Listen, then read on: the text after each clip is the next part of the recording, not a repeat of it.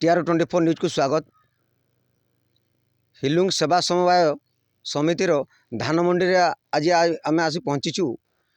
धान मंडी रे पत्थरघाट चंपा साहू एवं गोपाल सामलकर धान तांको कहवा हिसाब रे 194 बस्ता आनी थिले, किंतु एठी तांकर 5 बस्ता हिसाब पाऊ नाहंती। कौन प्रतिक्रिया रोचंती तांको ठारू सीधा सड़क पचारि बुझा। आप ना कहले?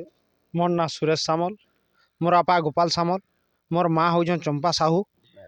आउ मोर धान आनी मुई 194 पकेट, आउ मोर पकेट कम 90 पकेट 190 पकेट पकेट कम 190 पकेट लोड होइए।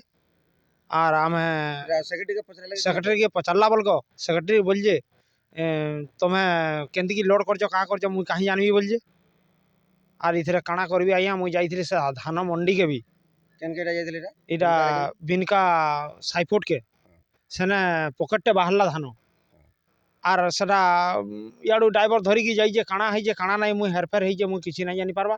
इने कहले सुनवार नहीं कही से आपन काଣା चाहूँ कहाँ करबी आज्ञा से बोलिकी इटा मुई आपन को आपत्ति